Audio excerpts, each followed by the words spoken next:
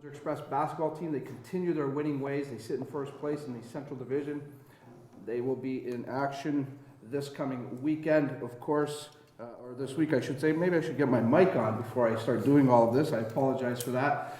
I want to say congrats to the Windsor Express. Continue to play in first place. Also, I want to give a shout out to the Junior C teams, hockey teams. Of course, the playoffs start this week.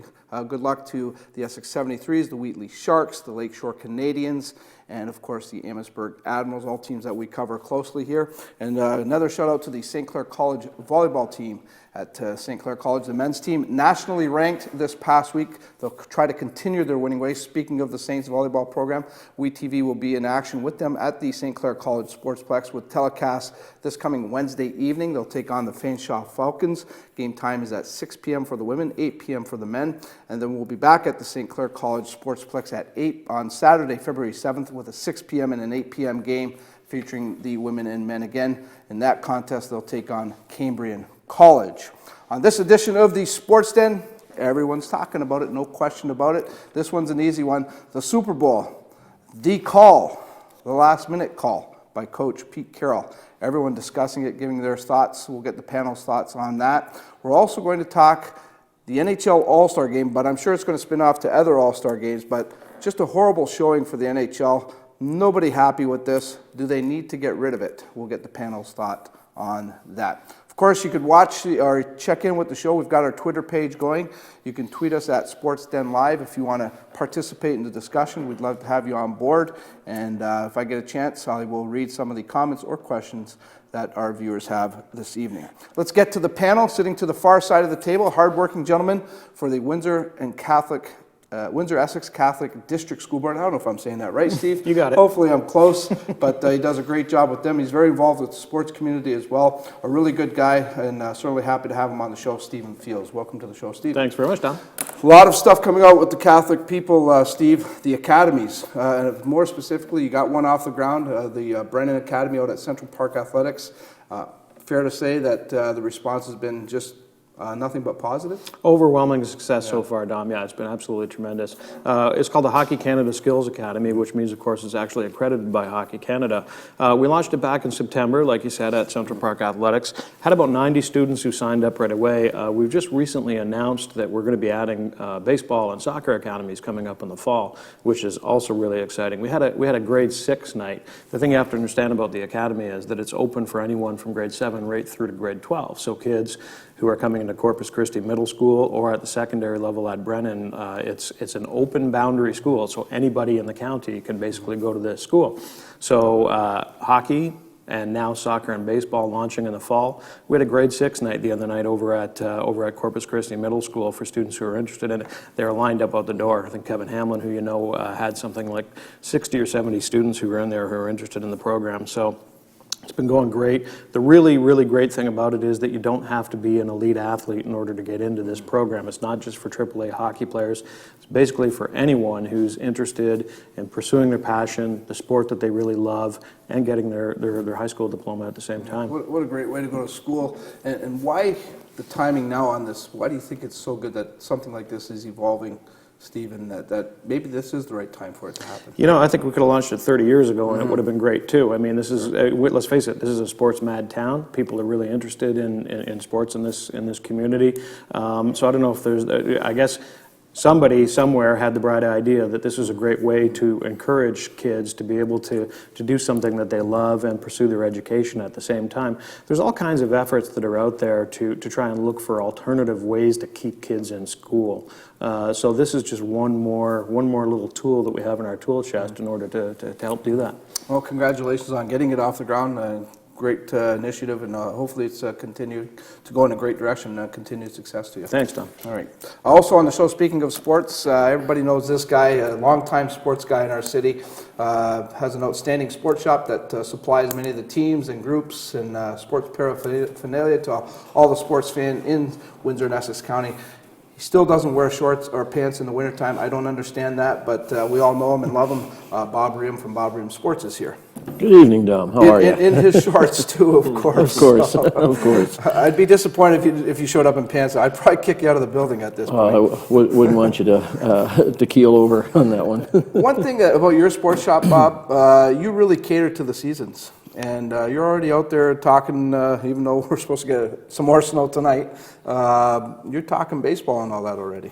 Yeah, that'll be the next thing up for us. I mean, we'll start seeing stuff in the next couple of weeks. It's on for us already for baseball. Football's over. Hockey's ongoing till June, but baseball pitchers and catchers report next week.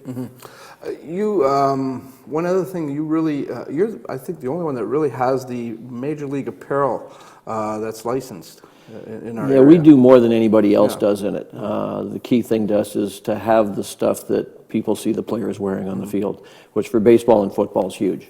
Hockey, it's tough because all you see is a jersey and then equipment type of thing. But baseball and football, the guys in the dugout on field have all kinds of apparel that they're given and they're supposed to wear, and they do.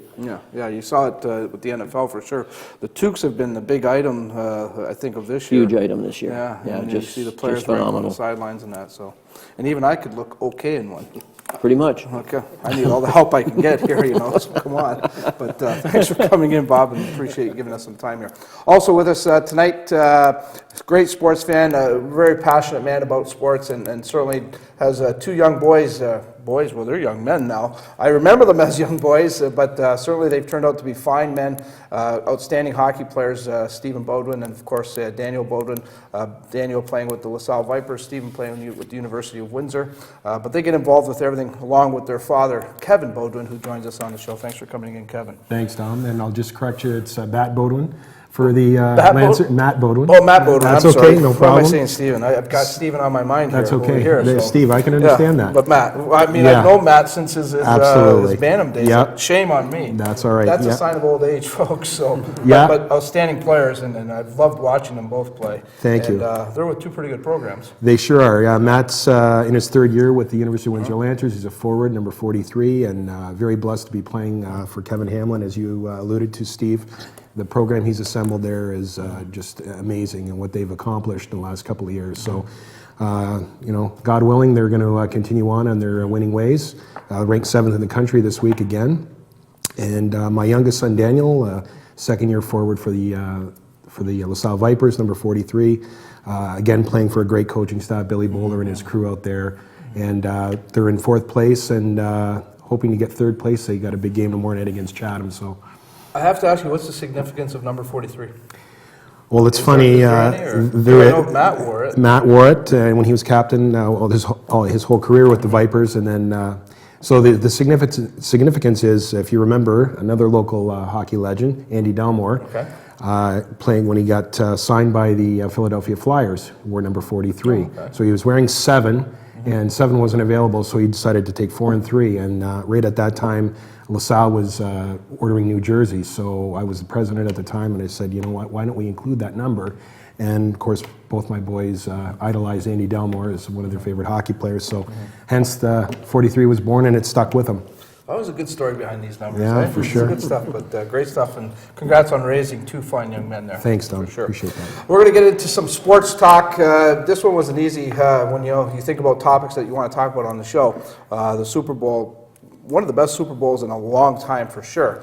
But it's one play that is getting all the attention. Of course, it's the last play where the interception by Butler. Everyone's questioning Coach Pete Carroll. Why is he passing instead of giving the ball to Marshawn Lynch? First, we're going to look at the pass here by Curse that set all of this up. First of all, that catch, that reception there to me was Lynn Swan-like, if we remember that great catch by Lynn Swan. But then it goes on, and they get to the goal line, the half-yard line, I believe it was, and there was still, I think, 40 seconds or so remaining in the game. And this is the first play, and Marshawn Lynch gets him to the half-yard line. And then they're down to like in the 40s, and they do this. I could remember when I watched this game. I was with Bob actually watching the game, and I just said, wow. What was your reaction, Steve? Well, I mean, after that first catch that you were alluding to, I said to somebody at the time when we were watching the game, this was almost like, the Franco Harris immaculate reception number 2, right? I mean, it was just such an amazing catch. Nobody thought that he had caught the thing at first, and even the announcers didn't know. And then they cut back to him. You think, okay, this is the team of destiny now. After everything they went through, the victory over Dallas, and then to do that, to make that call at that time of the game. I mean, I don't know. I think everybody in the world was second guessing Pete Carroll and why he made that decision. It seemed so obvious just to punch it in. Steve bring up a good point. Was it Pete Carroll's call? I know he's a class guy and he's taking responsibility for this as the coach. He's a player's coach. He absolutely is, and you admire him, and he's a warrior. But how many times have you seen Russell Wilson make calls on the field? We see quarterbacks make it all the time. So again, no one has ever, I don't know if that question's been asked. Did Russell Wilson make that call himself? Pete Carroll said that the play came from upstairs and he okayed it. Okay. And it went into the huddle. Okay. And so he took the hit on it afterwards. Is he doing that to protect He may be the covering guys, up for his Bob? guy upstairs, but he Kevin's did point say, is well taken. he did say, I okayed the play from the offensive coordinator. But it really makes you wonder at the end of the day. I mean, did New England win this game or did Seattle lose it? Yeah. Well, you know what? And to that point, though, Steve, it's a fair question. But Seattle didn't play that well in this game. They didn't. I mean, they had 2 or 3 long drives that really kept them in the game. They hung around, to their credit, and New England, shame on them, they didn't put them away. They had them on the ropes. But Seattle, I don't think, played an outstanding game here. Wilson was not spectacular. Marshawn Lynch was good. He was steady, but there was nothing really that stood out to me as far as Seattle goes. They had trouble defensively. The short passing game of New England gave them a problem with coverage underneath. And particularly the running back, Vereen or whatever it was, he was constantly open across the middle. And a key turning point in the game came when the DB for Seattle went down, and they had to throw in Simon in his place. That was a huge drop-off from the guy who normally plays there. He's almost every bit as good as Richard Sherman on the other side, and he was gone after that interception in the first quarter. So that hurt them, and that made the coverage schemes for Seattle really difficult, because now they had a hole on the outside and the underneath. Some would argue, Dom, were they even good enough to be there? And just going back to the conference final, they certainly didn't have a good half. Now they came alive in the second half, and it begs the question. And understand, I'm a huge Seattle fan. Love Luke Wilson, hometown kid, great human being, great family. But let's be honest, did they deserve to be there? So.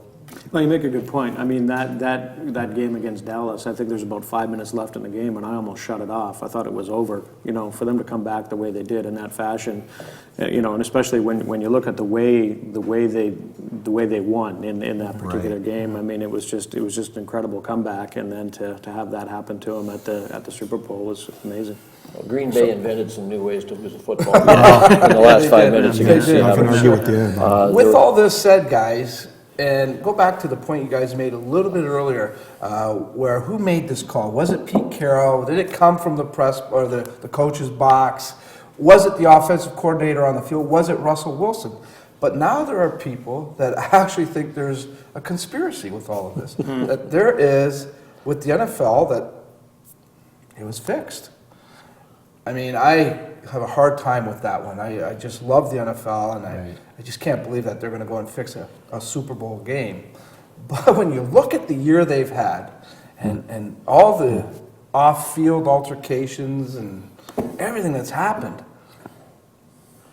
One guy I who don't know if might you buy can into that. throw that out anymore. One guy who might buy into that is Marshawn Lynch. He was probably the most surprised guy in the building. Well, I go mean, ahead, Bob. He only had about 110 yards. He didn't have any long ones. But I mean, there was 4 or 5 plays in that game where half of New England was on his back and he still got 3 yards. I mean, Well, you got to 4. figure he can get half a yard. He got 4 on the play before, and it took 4 guys to bring him down before the end zone. He's the second coming of Earl Campbell. Yeah. He had see to be those- the that's a most. good point. I would have loved to have heard what he thought about the play call. That would have been a gem of a soundbite. He would just say, "I'm only here, or else I'll get fined." Right. That. So that's all you're going to get out of. Definitely get fined if he gave you his real opinion of that play call. Probably would. True But that. with all that said, there's another theory out there that Pete Carroll, let's face it, Marshawn Lynch is in contract negotiations, and all of that's playing out now. and that there's this theory out there that, you know what, maybe they just didn't want to give this guy the glory, the spotlight, and strengthen his position in those negotiations. Probably another reason he's not a very happy young man right now. This is my moment. I just put it on the half-yard line. Contract's up. Give me the ball. We'll win a Super Bowl. And you don't get the ball. You go with your second best option. What's the Well, I don't even know sports? if that pass was the second best But option. what's the old adage in sports? Go with your best option. Don't get beat by your second best game plan. Yeah. Their best game plan was giving him the ball, and they had 2 cracks at giving him the ball because they still had a timeout left. So having said that, Bob, tell me why. How Oh, wait, could- I'm the host. I'm sorry, Don. Yeah, no, you're right. Go ahead. Go ahead. You can relay it to me. and I'll- Okay, I want you to ask him. No, you know what really strikes me with an athlete is their ability to speak. And you know, every sport is different. You got people that are very strong speakers. Some aren't so good speakers. Why, with as gifted and talented as Marshawn Lynch is, tell me why someone has not sat that guy down and said, "Look, you just need to talk to the media. You don't have to say a whole lot, but why can't explain to me in this day and age why that can't happen?"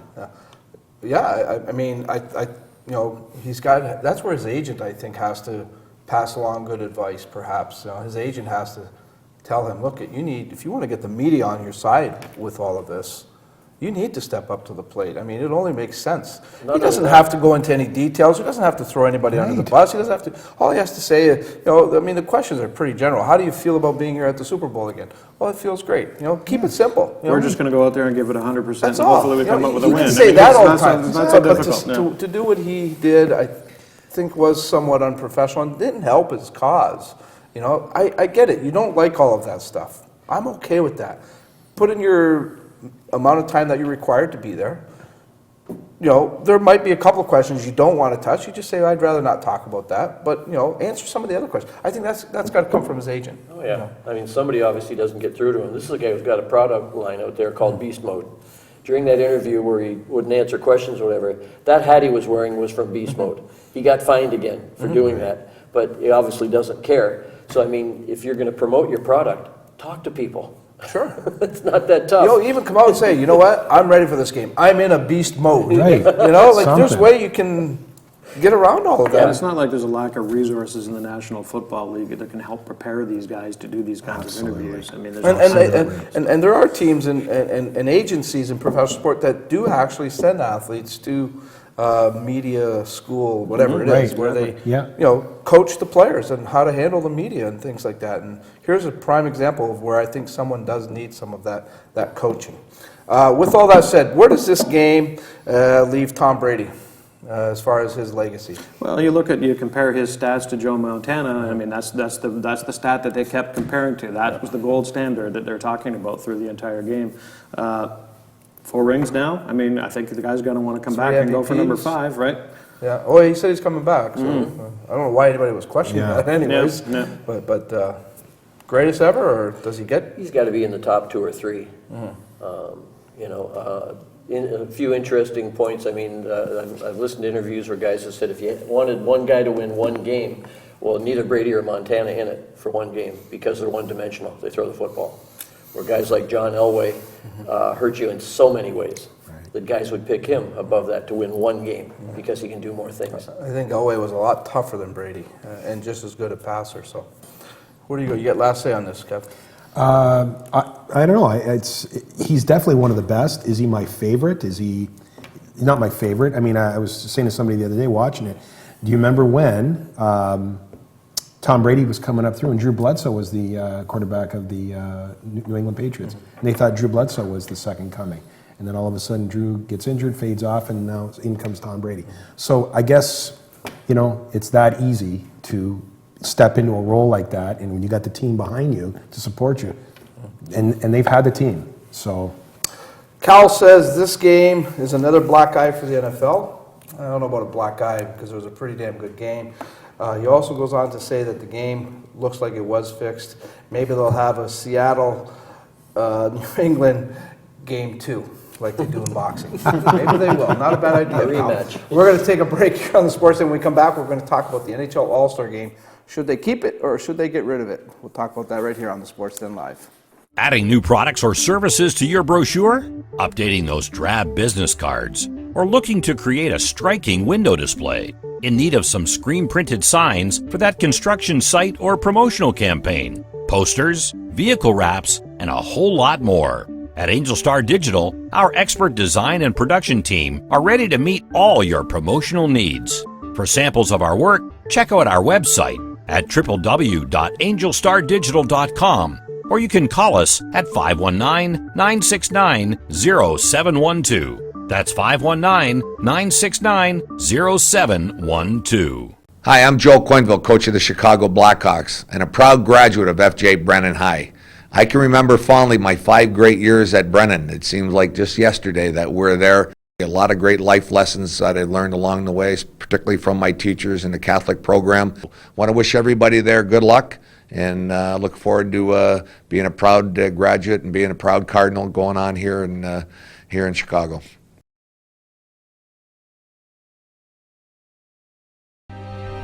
Like our champions, we know what it takes to win. Every day we put on our uniforms and we strive to be the best. Ring after ring, we keep practicing until it becomes second nature.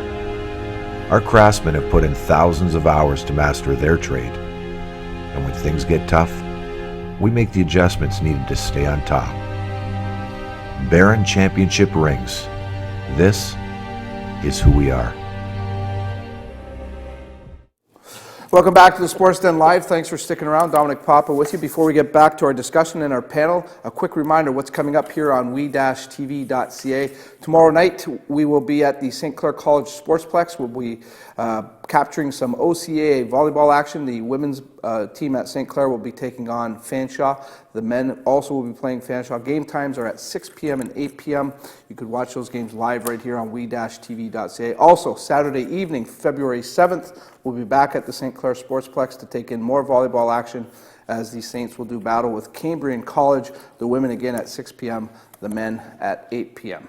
Again, if you want to get involved with our discussion, you can go to our Twitter account and tweet in at SportsDenLive if you want to get a comment in before the show is out. Stephen Fields is here from the Windsor Essex Catholic District School Board. Also Bob Riem from Bob Riem Sports, and Kevin Bowden, an outstanding sports fan and a pretty good sports father too at that, with a couple of great hockey players in the stable there, as they call it, right? Thanks, Tom. Yeah. In the stable. In the stable. We're done with the NFL thing. NHL All-Star Game, a travesty. It was horrible. It's boring. It's garbage. I can't believe fans pay the money they pay for it. That's just my opinion. Does the NHL need to get rid of this, or do they have to do something to make it more worthwhile? Go ahead, Stephen. What do you think? Well, you know, to me, the All-Star Game, at least for if you believe the NHL line on it, has always been about growing the sport, about trying to attract new people to it. So a lot of times they'll hold it in southern markets where there isn't a lot of hockey presence there. If this is their idea of growing the sport, I think they're making a huge mistake. I mean, it's I think even to the uninitiated eye, you can watch that and see that it's just a glorified game of shinny. I watched it just because there was nothing else on that day. and I mean, it's fun. Getzlaff is mic'd up, and he's making wisecracks as he's playing the game and everything. So I mean, that part of it I get, but if it's not an accurate representation of what the game actually is in my mind. Mm-hmm. I can't watch it. I can't. Yeah. Haven't for a long time.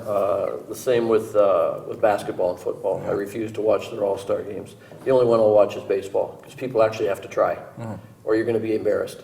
Whether it's hitting the ball, pitching the ball, catching the ball, you have to play the game. And with that said, I mean, baseball doesn't have the physicality that the three sports that we've talked about. Yeah. So we got to consider that. But I agree with you. Baseball is very competitive, the All-Star game still. I think it's something you do want to watch. Where do you at with this? There is no physicality in the All-Star game. Oh, there's not. It's just. And even with that said, in baseball, there's no sliding or things like that. They've banned that. So I'm with Bob. Haven't watched it in probably 5 years. The positives of it. This year, you got to see kids like Aaron Ekblad, Philip Forsberg get an opportunity to play. Sadly, it was because of injuries, but it's an opportunity for them, and what a great honor it is for them. Everybody always likes to see the hardest shot. Everybody likes. I think the skills competition part of it is very good, very exciting, and that's something worth watching. and you don't mind paying a few bucks to go watch that. The breakaway competition is a joke. Why are they putting all these props and all these ridiculous things? Like, do you not enjoy watching a shootout in hockey?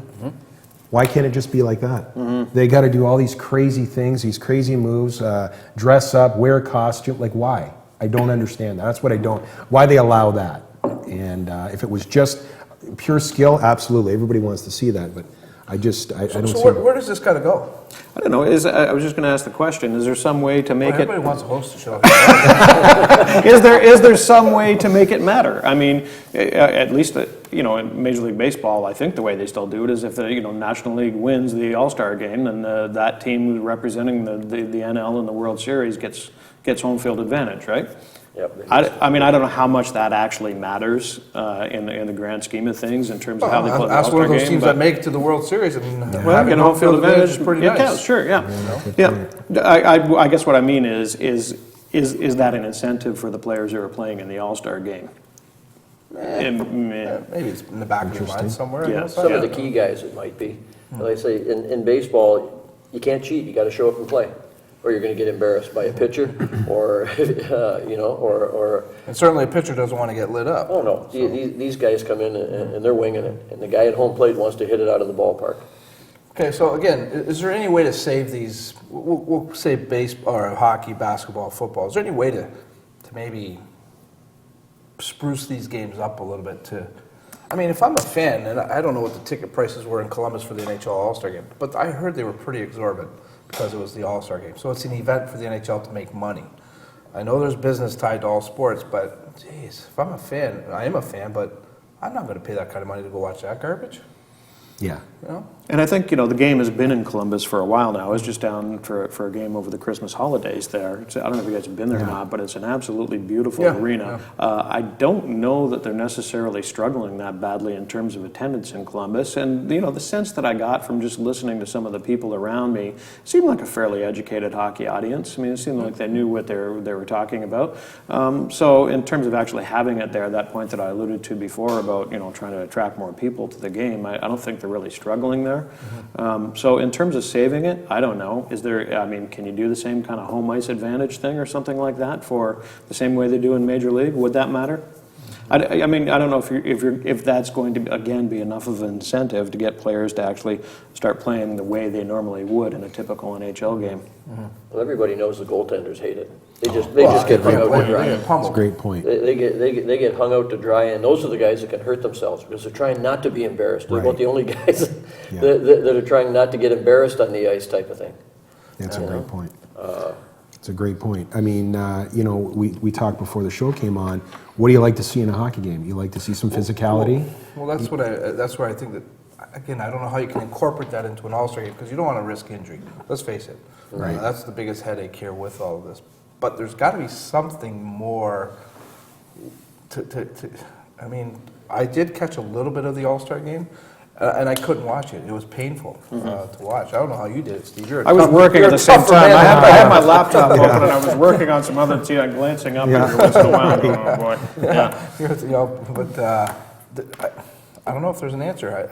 I would, if the NHL said we're not with the All-Star games out, I wouldn't. It wouldn't bother me. I don't think it would bother the average NHL fan. And again, I don't think that the All-Star game is doing anything productive in terms of actually growing the sport. So, to speak back to your original point, I think unless you can make it an actual representation of what an average NHL game is like, you toss it. And they come down to it just about the money. It's generating It revenue is. for It is. It's whatever an event city for the gets NHL. it. Yeah, for the league and for the team that's got it, it's generating revenue. Right. And they'll say I'm nuts, but make the NHL All-Star game free then. You know what? For your fans. It's all it's worth. It's not any good. So why not? Is that a crazy idea? Or, come on, you can tell me I'm crazy, Kevin. Go No, I don't think you're crazy, Dom. I guess, I guess from my perspective, you look and see, they take a break. What does it take? 4 days off for the break? So, there's revenue loss there. And how much grief do the players get that want to play for the Olympics? Yeah. And they're always reevaluating that. Do we let them go? Do we not let them go? Yeah. Why would you not let them go play for their country? That's exciting hockey. The All-Star game, I'm not sold. All right, gentlemen, thanks for coming in tonight. Really appreciate it. Hopefully we'll get the three of you on another show, another time, talk a little more sports with you, okay? Thanks, Tom. That's it for this edition of the Sports Den Live. Hope you enjoyed it. Check us out again next Tuesday night. We'll do it up again here from the we-tv.ca studio. Until then, this is Dominic Papa wishing you a great week. Take care, everybody.